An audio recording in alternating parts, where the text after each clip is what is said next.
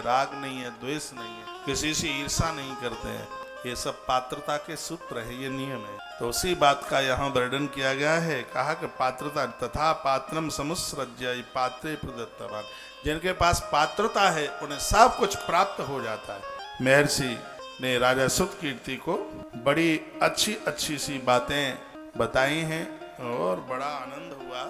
वैशाख महात्म्य की कथा सुनाई और वैशाख महात्म्य की कथा सुनाने के बाद उस महापुरुष ने, उस महात्मा ने कहा, अब के बार का जो मैंने वैशाख स्नान किया है वो मैं अपना पूरा का पूरा पुण्य छिपकली को समर्पित करता हूं। जैसे ही इतना कहा तो छिपकली में से मनुष्य प्रकट, सामने भगवान का गरुड़ आया और जो पूर्व के हेमांग नाम के राजा थे, छिपकली में से वो पुरुष बने, दिव्य पुरुष बने, जिनकी देह में प्रकाश फैल रहा था। और भगवान के गरुड़ पर बैठ करके वो भगवान के धाम के लिए चले गए।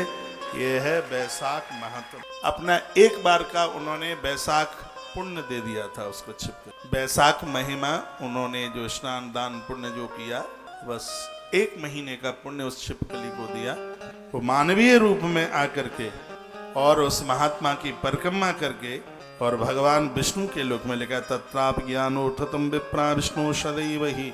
वर्णन किया है कि ब्राह्मण तो सदैव विष्णु का ही रूप है। जिस धातु से विष्णु शब्द बना है उसी धातु से ब्राह्मण शब्द बना है। ब्राह्मण सिर्फ जाति ही नहीं, ब्राह्मण व्यापक शब्द है। ब्राह्मण के बिना ना ब्राह्मण का काम मेरा तो नहीं चलता, दुनिया की मुझे नहीं पता। ब्राह्मण के बिना मेरा काम नहीं चलता, इसलिए ब्राह्मण को ब्राह्मण की जरूरत है। इन ब्राह्मण बच्चों का दर्शन रोज मुझे सुबह ही होता है। ये मेरे लिए बड़े आनंद की बात है। सुबह में जब अपना कपाट खोलता हूँ, किवाड़ खोलता हूँ, मेरे कमरे के आगे ठीक भगवान का मंदिर है जहाँ मैं रुका हूँ, सेक्टर 17 में। हुड्डा है कि हुड्डा है। तो मेरे बिल्कुल कमरे के ठीक सामने ही है मेरे ठाकुर जी का, मेरे भगवान का मंदिर। तो जैसे ही मैं सुबह कपाट खोलता हूँ तो इनमें से एक बच्चा एक जग में भर करके, मैं सुबह गर्म पानी पीता, स्नान करने के बाद में गर्म पानी, ये मेरे नियम में है। रात्रि को सोते समय दूध और सुबह गर्म पानी। रात्रि को मैं थोड़ी अजवाइन मुंह में डालता हूँ, इसलिए बोल रहा हूँ क्योंकि आप भी शुरू। अजवाइन में काला नमक मिला करके और उसको भून करके और आधा चम्मच मुख में डाल करके और उसकी फंकी लगा लीजिए। एकादशी को मत लेना क्योंकि आप व्रत करते हैं तो काला नमक और अजवाइन व्रत में चलती नहीं है, इसलिए हल्दी भी नहीं चलती, ये दूसरा नमक तो चलता ही नहीं है।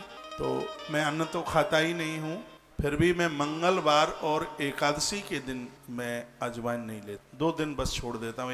मैं बहुत लंबे समय से मंगल का व्रत करता हुआ आ रहा हूँ, हनुमान का भगत हूँ, बड़ी श्रद्धा उनके प्रति। और एक 11 एकादशी इसको छोड़ कर। अब आप कहेंगे इससे मिलता क्या है?